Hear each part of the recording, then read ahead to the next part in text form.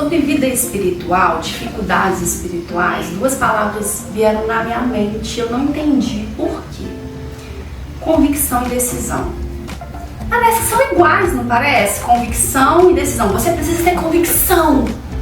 Fé, convicção, decisão. São palavras fortes e parecem iguais, mas eu fui no dicionário, olha pra você ver. Decisão é uma resolução, uma decisão que eu tomo após um juízo.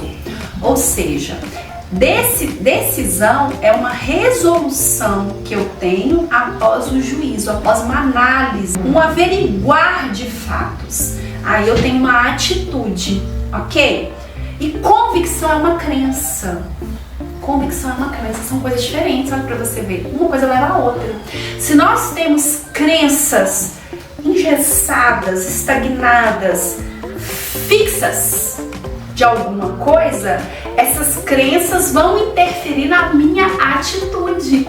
Olha que coisa maravilhosa! Agora que eu entendi o que Deus queria falar comigo com essas duas palavras. E pra gente poder meditar e caminhar nessas duas palavras, decisão e convicção, eu quero contar para vocês, quero compartilhar com vocês a história de Marta e Maria. Gente, uau! Nós já ouvimos quantas ministrações desse texto, Marta e Maria. Deus renova a palavra dele. A palavra de Deus fala que Jesus vai visitar essa casa e acontece uma coisa inusitada ali, uma coisa que ao mesmo tempo é comum, já aconteceu comigo com você, mas vem parar na palavra de Deus, porque Deus tem algo a falar conosco, né? Uma coisa tão normal, parece uma história tão corriqueira. Jesus vai na casa, aí tem duas irmãs lá, uma fica preocupada em atender as necessidades daquelas pessoas que estavam visitando a casa e a outra fica ali ouvindo Jesus. Uma fica incomodada, pede para o mestre mandar a irmã ajudar e Jesus fala, não, ela tá certa, você devia ter fazendo igual ela. Olha, parece tão comum. Jesus fala no comum com a gente. É uma história que acontece na nossa casa o tempo todo. O tempo todo. Jesus repreende Marta amorosamente. Sabe por que Marta, um dos motivos que Marta pode ter ficado atribulada em servir todo mundo, acomodar todo mundo? E Jesus fala com ela, isso não é importante. Sabe por que ela pode ter tido esse comportamento? Crenças. Marta tinha crenças limitantes ali. Marta tinha na mente dela que ela precisava ser uma serva altruísta, uma serva pronta, sempre pronta a servir, que ela tinha que ser uma pessoa que hospedava os outros com diligência, que ela deveria ter as mãos sempre prontas para o trabalho, que uma mulher sábia, uma mulher de Deus, uma mulher que está sempre trabalhando, que descanso é coisa de preguiçosa, que ficar parada significa que você não está produzindo nada. Aí Marta tinha essas crenças. O que é uma crença? É uma convicção. Qual era a convicção que ela tinha? Preciso servir. Preciso ser hospitaleira. Uma boa mulher não recebe as pessoas com a casa de qualquer forma. Uma boa mulher, uma mulher de Deus, ela está sempre em atividade. Uma mulher de Deus está sempre trabalhando. E Jesus quebra, como diz aí, né? Quebra as pernas de Marta. Em que sentido? Isso é uma metáfora. Jesus vai lá e quebra as crenças limitantes de Marta, falando com ela assim, minha filha, você tá enganada. Aqui precisava fazer esse monte de coisa, não. Você podia ter feito uma coisa só e vir pra cá. Tem propósito aqui, ó. O propósito não é banquete aqui, não. Você tá preocupada em aparecer, você tá preocupada com o status, você tá preocupada com tantas coisas. Você tá preocupada em ser perfeita, você tá preocupada com o que os outros estão pensando, você tá preocupada com o que você aprendeu dos seus pais, que você tem que estar servindo o tempo todo, você tá preocupada em ser importante, você tá preocupada em não falarem mal de você, você tá preocupada com um monte de coisa. Você está preocupada em que os homens olhem para você e falem assim, nossa, que mulher memorável, que mulher virtuosa. Você está preocupada em me impressionar? Você está preocupada com um monte de coisa. E Jesus fala, filho, E talvez é o que Jesus falaria comigo, com você. Ei, você tá preocupada com um monte de coisa aí, tá querendo fazer um monte de coisa, várias coisas. E olha, tudo crença limitante que você tem aí, viu?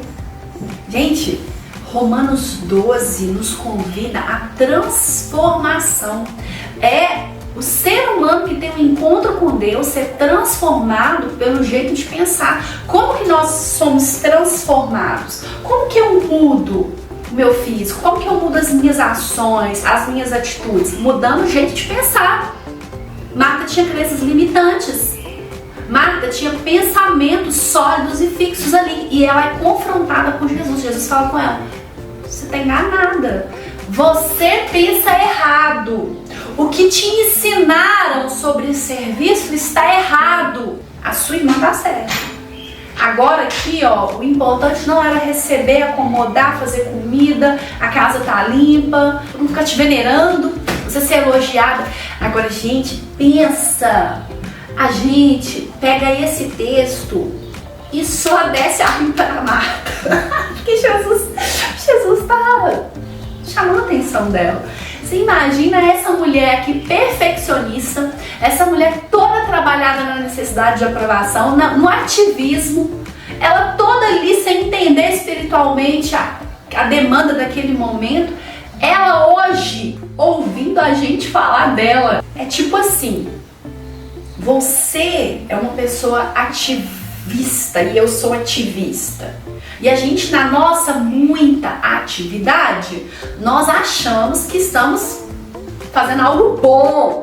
Aí a gente está trabalhando, termina de fazer aquele trabalho, seja na igreja, seja em casa, seja onde for, exausta, cansada. Mas sabe aquela sensação de dever cumprido? Você fala assim: ai, valeu a pena. Você imagina daqui a alguns anos alguém contando a nossa história e falando assim: sabe aquele dia que aquela pessoa ficou atarefada, cansada, sobrecarregada, fadigada?